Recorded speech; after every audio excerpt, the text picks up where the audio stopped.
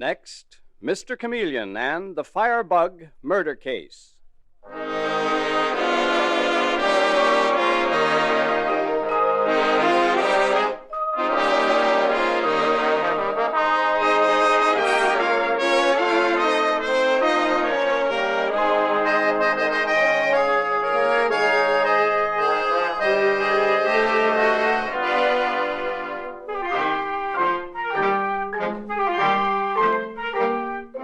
Tonight, we again present the famous Mr. Chameleon of Central Headquarters in his most famous cases of crime and murder, brought to you by the makers of genuine Bayer aspirin. Mr. Chameleon, as you all know, is the famous and dreaded detective of Central Police Headquarters who frequently uses a disguise or impersonation to confuse the criminals he is tracking down. In tonight's case, he appears in a clever disguise which the audience will at all times recognize. Tonight, we give you Mr. Chameleon in the Firebug murder case.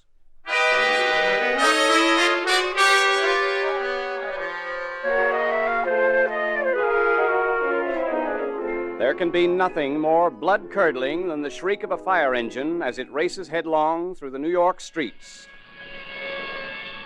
Even to Mr. Chameleon, the great detective, it is an exciting sound, a call to action. And we find him now with Detective Sergeant Dave Arnold as they hurriedly pull their police car over to one side. Wonder where that fire can be, Mr. Chameleon. It must be in that next block, Dave. Engines are slowing down. Yes, they're stopping in front of that three-story house. Come on, Dave, let's go. Hey, looks like quite a fire. On that first floor, anyway. Smoke is sure pouring out. It's a small grocery store, apparently, with living quarters above it. Let's take a look.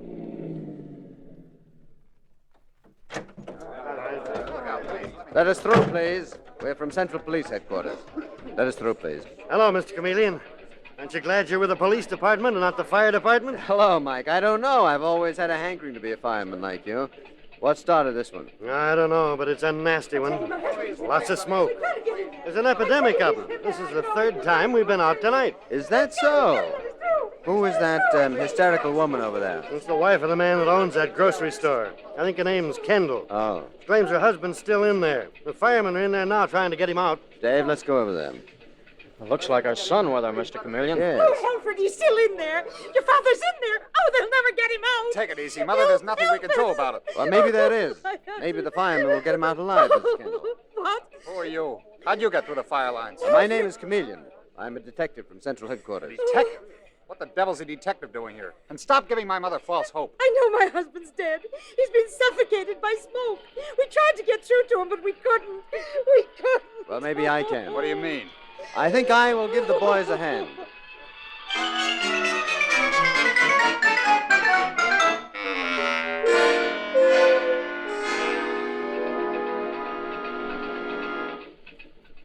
Okay, Mr. Chameleon. Yes, Mike. My hand's a little scorched, but otherwise I'm okay. Let's lay him down on the sidewalk over here. Mr. Chameleon, are you all right? Yes, I am, Dave. We managed to get Kendall's body out before the flames reached it. Is he dead? He didn't have a chance in that smoke. He was suffocated to death long before we got to him. Only he wasn't suffocated to death. He was shot in the back. What? Mr. Chameleon. Where is Mrs. Kendall and her son, Dave? I don't see them. Why, a neighbor, some man named Watson, took them into his place. He has that hardware store right over there. Oh, I see. Dave, you take over, please. Report this to headquarters. I think I'll have a little talk with the murdered man's family.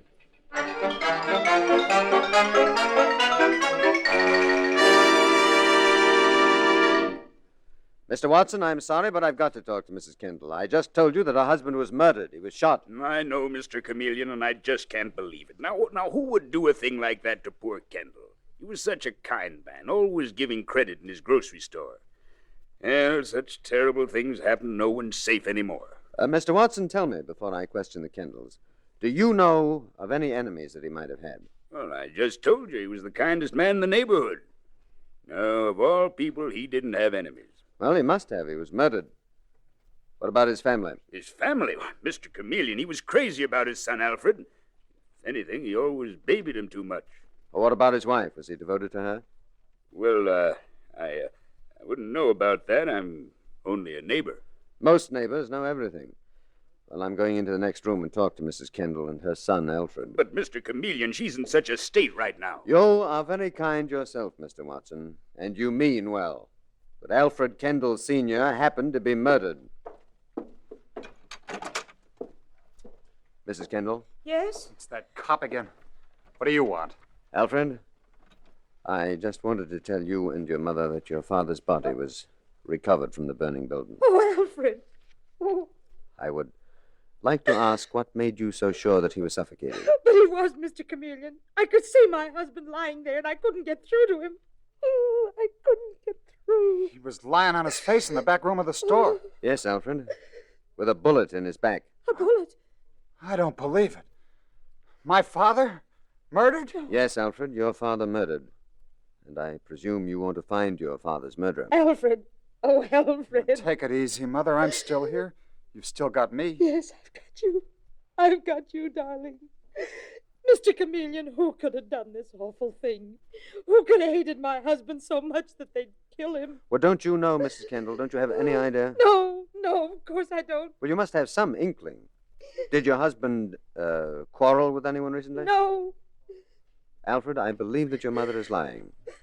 Do you know of anyone who quarreled with your father? Oh, sure I do, but that don't mean... Who was it? Alfred. Who was it? Answer me. Okay. It was my Uncle Jerry Carter.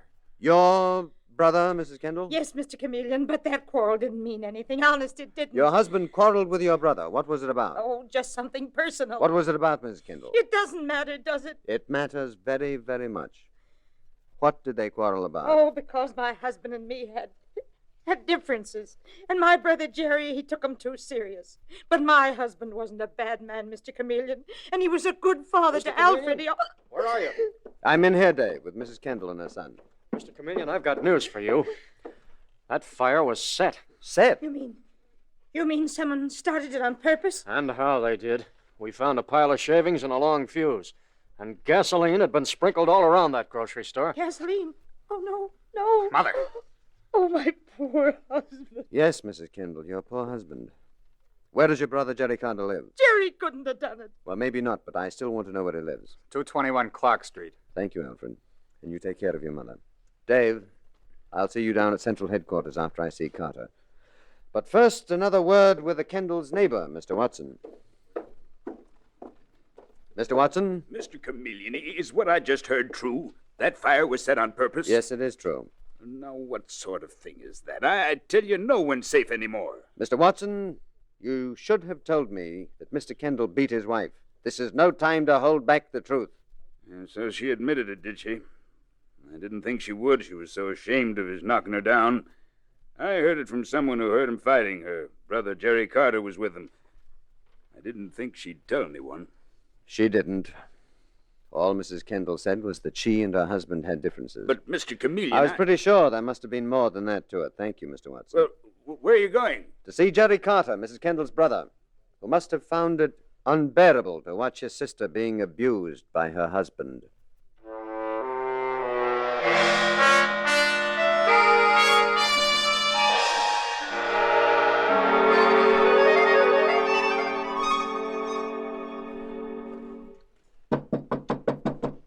Yes, who is it?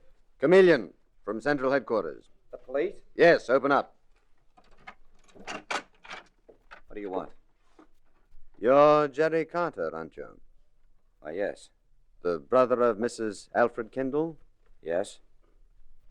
Why are you packing a suitcase, Mr. Carter? Are you leaving town? No, I'm not. I'm just moving out of this room, that's all. My time is up. I can't afford to go on paying this kind of rent. Well, that's quite strange, Mr. Carter. I just talked to your landlady, and she told me that your rent was paid a month in advance. Say, listen, what is this? What are you doing here anyway? You say your name is... Chameleon? You're the famous detective. What do you want with me? What have I done? If you don't know, Mr. Carter, why are you leaving town? Oh, because I had to get out. There's an unhappy family situation here, and I just have to get away from it. Because your brother-in-law, Alfred Kendall, abused your sister, beat her. Mr. Carter, your brother-in-law has been murdered. What? And his store was set on fire to conceal that murder. Is that the truth? You think I'm lying, Carter? Your sister and your nephew Alfred insisted he'd been suffocated in the fire. I happened to drag out the body in time. I discovered that he had been shot. She insisted he'd been suffocated. What do you know about it? Nothing, Mr. Chameleon. I only know that my sister was unhappy. Why? Well, she was just unhappy. What about?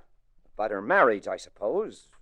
Lots of marriages are unhappy. Your brother-in-law was shot, and the fire started about 9 o'clock this evening. Where were you at that time? Well, I can't remember. I would try to remember if I were you. Well, I was just walking around. I had supper at 7 o'clock, and then I just walked around. After which you came back here and started to pack your suitcase. Mr. Carter, What's that? That sounds like another fire. Another one. There've been a lot of them around this neighborhood, all of them incendiary, started by a firebug. No, you don't. Come back here. Let me go. Sorry, Mr. Carter. I thought a tap on the chin was better than having to use my gun. All right, come along quietly. I'm taking you to Central Headquarters and holding you there for further questioning.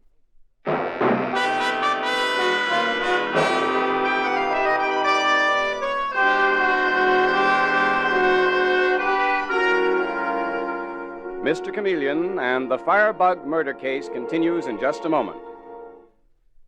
Your own doctor will tell you that there is no reason in the world why you should suffer from the painful symptoms of a cold, especially when it's so easy to quickly relieve such symptoms as that headachy feeling and muscular aches and pains.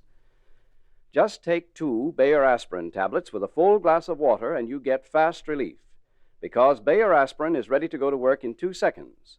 And if your cold is accompanied by a sore throat, gargle with 3 Bayer aspirin tablets dissolved in 1/3 of a glass of water. This highly potent medicinal gargle almost instantly soothes the tender throat membranes, relieves pain and irritation. So when you're suffering from painful cold symptoms, take 2 Bayer aspirin tablets with a full glass of water, and then to relieve accompanying sore throat, dissolve 3 Bayer tablets in 1/3 of a glass of water and gargle.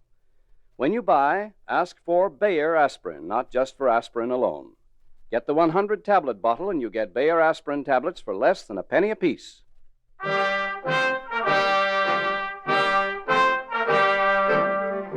And now back to Mr. Chameleon and the Firebug murder case.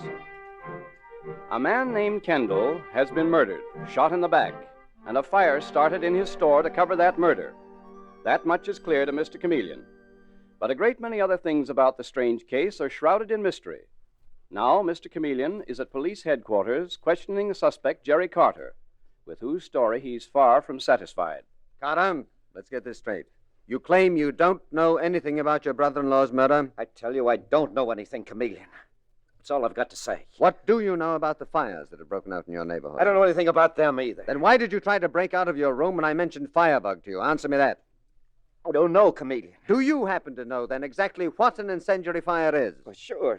It's a fire that somebody started. One reason incendiary fires are started is for vengeance. Another is for money. Well, I didn't start any fires. Then where did you get the $1,000 that we found in the lining of your coat? $1,000? Police searchers are very clever, Carter. You didn't even know they took it off you. Now, where did you get that money? And tell me quickly. Well, I was keeping it for my sister. She didn't want her husband to know she had it. And her husband, your brother-in-law, was murdered. Which one of you killed him, you or your sister? Neither of us killed him. Why did she tell me her husband had been suffocated in the fire when actually he was murdered? If you're trying to put me on a spot, Chameleon, you can't get away with it. We'll find out if I can. Now tell me, who is running an extortion racket in your neighborhood? Extortion racket? What's that? You know as well as I do. Protection money from business people to keep their stores from being damaged, wrecked, or set on fire. Now listen. Or to keep from being murdered, as your brother-in-law was. You can't plant this on me. Then it was your sister who did it. Is that what you mean? Oh, so now you're trying to plant it on her, are you? Both of you have been lying to me all the way through, and you are not very good liars. I've told you the truth. Believe me, Carter, I'll soon find out whether you have or not. And if you dream tonight, dream of fires, murder, and extortion, it may give you an idea of what I expect to find out from you tomorrow.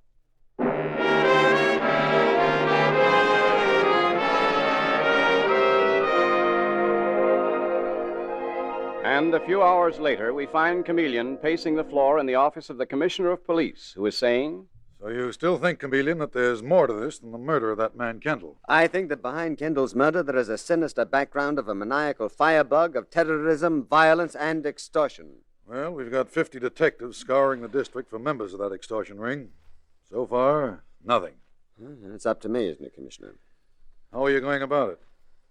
I'm going to pose as Tony Larson, who owns a small stationery store.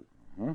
I've already made arrangements to presumably take over a small store located in the Kendall's general neighborhood. But, Chameleon, these... Well, Hello, Commissioner. Oh, Mr. Chameleon, I have another fire to report. Where, Dave? In your own apartment, Mr. Chameleon.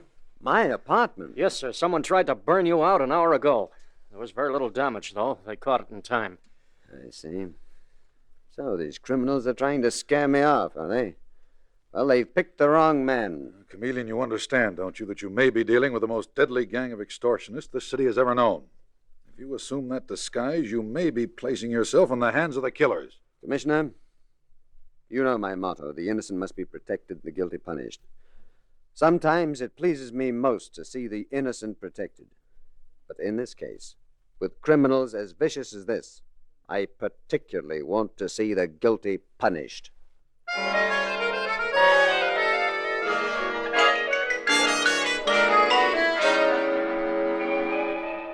And so, Mr. Chameleon assumes the disguise of Tony Larson, who has recently bought out a small stationery store. And we find him now in the store with Detective Sergeant Dave Arnold, patting the walrus mustache which is part of his disguise. It's wonderful how a mustache can change the shape of a man's face, Dave. Yeah, but I don't like it, Mr. Chameleon. You're doing this, I mean. Hmm? Suppose the real owner of this store talks and goes around bragging that the police rented this place from him, in a manner of speaking. Well, that's a chance I have to take. What about Jerry Carter, the brother-in-law of the murdered man? He's been released like you ordered. One of our detectives is tailing him. Dave, look out. Get in the back room. Customer's coming in. Looks like an ugly customer. Get out of sight. Okay, Mr. Chameleon. And Dave Arnold ducks into a back room, while Mr. Chameleon watches the approaching customer, a heavily built, evil-looking man, definitely a man who would stop at nothing. Then Mr. Chameleon speaks in the voice of Tony Larson, his disguise. Good morning, sir. What can I do for you? You the new owner of this stationery store? That's right. This is my first day on the job. You're my first customer. Well, ain't that dandy. I'm thrilled. My name is Bucky Walters, Mr. Larson. Tony Larson. Glad to know you, Mr. Larson. Have you seen the papers today? No, I haven't had time to read them. Look at this. Jerry Carter released on bail. Jerry Carter? That's the guy that murdered his brother-in-law, they think. The paper said he might be a firebug, too. Imagine someone like that running around loose, setting places on fire. A danger to the neighborhood. A danger to you. To me? Sure. That's why I'm here. I represent the Neighborhood Protective Association, and for a monthly fee, we keep an eye on your store here. You mean like a watchman? Yeah, that's right. You couldn't get along without us, Mr. Larson. Well, why? What would happen to me? Oh, lots of things might happen if you don't have our protection. Your windows might get broken by the neighborhood kids. Oh, by the Neighborhood Protective Association? Huh? Mr. Walters, I know your racket, and I refuse to pay money to a gang of hoodlums posing as a protective association. Now listen, Mr. Larson. No, you listen to me, sir. I am not the least bit afraid of you and your kind. You can try to damage my store, you can set it on fire. Funny you should mention fire. There's been a lot of them lately. Yeah, so I hear. And if you are threatening me... Could be, mister. Stationery store like this could burn up awful fast. All right. You can do what you please, but get out of my store and don't come back here again. Pretty fresh, ain't you? And pretty independent. Time was when every storekeeper around here belonged to the Neighborhood Protective Association. And those times are coming back. Yeah, but maybe they ain't. Oh, yes, Mr. Larson, they've come back. If we have to make examples of you independent dopes. Oh, so you're threatening to kill me, huh? I wouldn't say that. But if I was you, I'd join our outfit within 24 hours. Dave. Yes, Mr. Chameleon. So you guessed right. That was one of the outfit. That was the salesman of the extortion ring. And what a salesman. Dave, you follow him, and then have someone else put on his trail and pick him up. Well, Where are you going, Mr. Chameleon? I'm going after bigger game. I think I'll pay another call on the murdered grocery man's widow, Mrs. Kendall.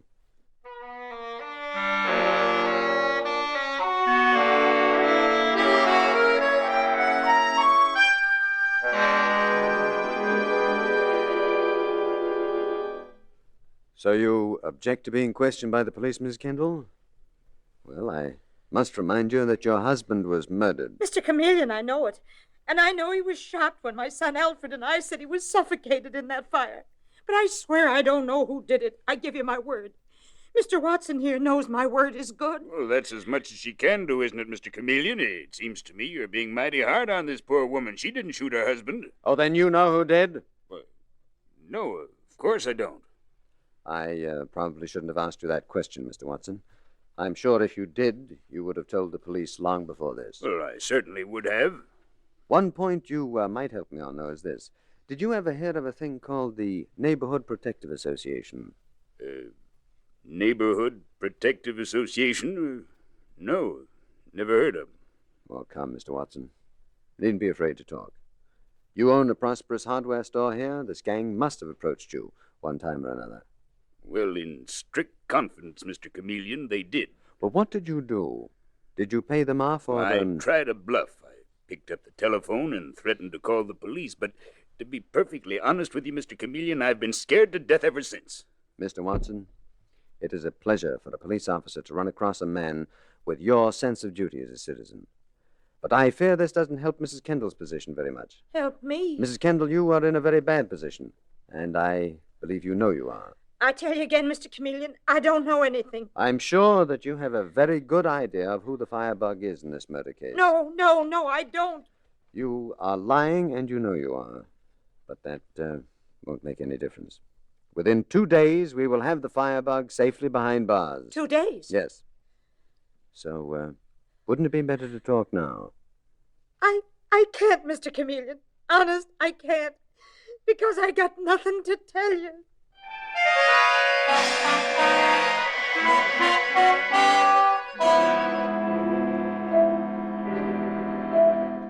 But Mr. Chameleon is pretty sure that the trap will close on the Firebug and the murderer. Not in 2 days, but that very night.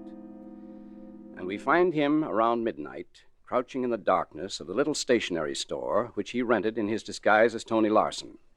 And with him is Detective Sergeant Dave Arnold, to whom he is saying, Maybe I've timed it wrong, Dave. I don't think so. I'm pretty sure the Firebug will be at work tonight.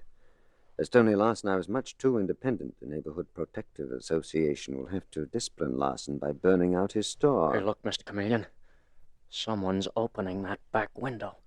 Yes. Yes, that's the window I deliberately left unlatched. Dave, get behind the counter.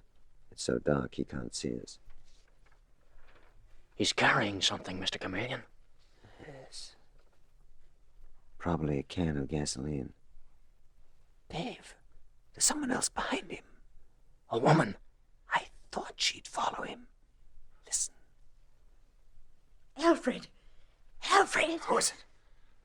Mother? Oh, Alfred, darling, I can't let you do this. I can't. It's too awful. Get away from here, you fool. No, people might be killed in this building, burned to death. Are you crazy? Get out of here, Mother. No. Get out before I do something I'm sorry for. All right, Dave, let's take over. Switch on the lights. Stay where you are, Alfred, Miss Kendall.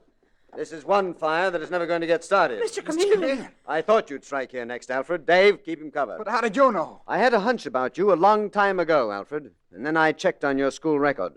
For a long time, Alfred, mysterious fires were started, and no one was able to find out who started them. Mr. Chameleon, he's a sick boy. He's always been a sick boy. Unfortunately, Mrs. Kendall, your son is also a criminal who has been responsible for many hideous deaths. Oh, no. Your husband, who pampered him, began to fear the truth, and that is why you and your husband quarreled so bitterly. Then why didn't you haul me in before this? If you think I'm a firebug, why didn't you arrest me? Because there's an even greater criminal who's been using you, Alfred, using your insane tendencies for his own purposes. The head of the Neighborhood Protective Association. Now, wait a minute. Even the mention of him terrifies you, doesn't it? I arrest you, Alfred, on the charge of murder by setting incendiary fires. Alfred, my boy.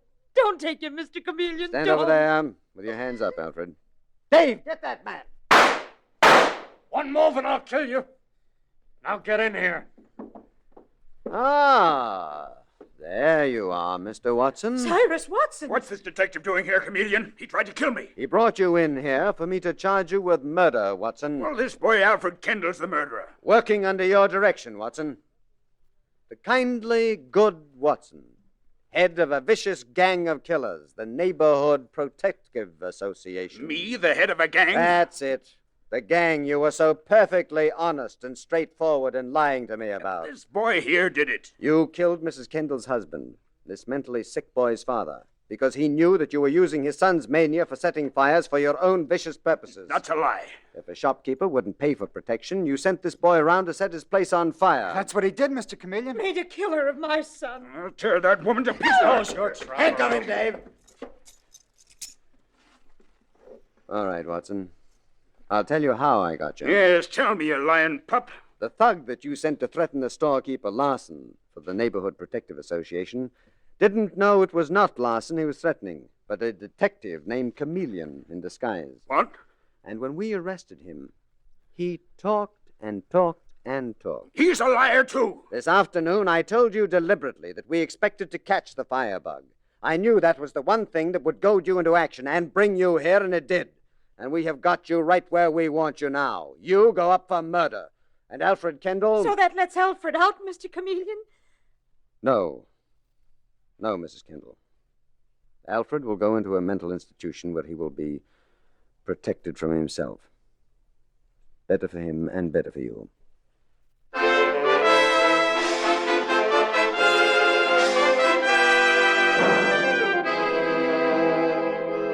And with these words, Mr. Chameleon concludes tonight's murder case.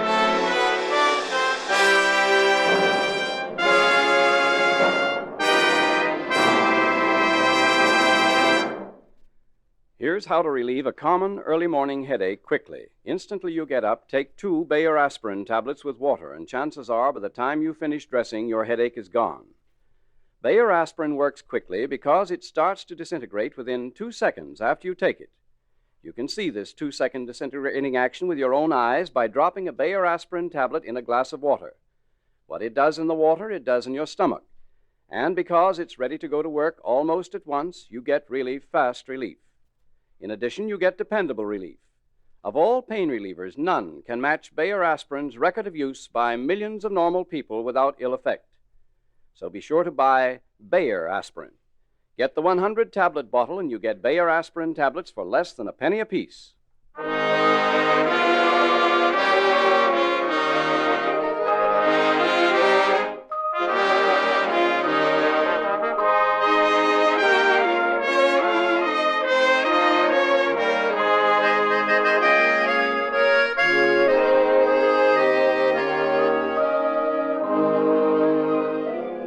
Listen next Wednesday night at this same time for Mr. Chameleon, the man of many faces, in The Dinner of Death Murder Case. The part of Mr. Chameleon is played by Carl Swenson, with dialogue by Marie Baumer from the original story by Frank and Ann Hummert. Music directed by Victor Arden. Your announcer is Howard Claney.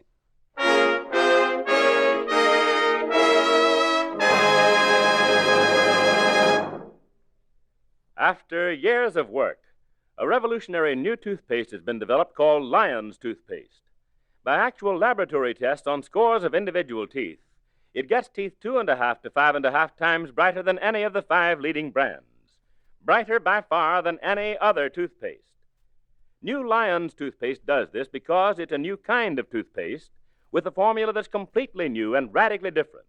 A remarkable toothpaste that cleans without soap and polishes without chalk. Try it.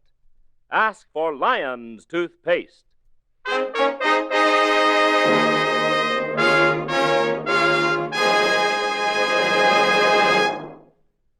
Listen for Mr. Chameleon in The Dinner of Death Murder Case next Wednesday night at this time. This is CBS, the Columbia Broadcasting System.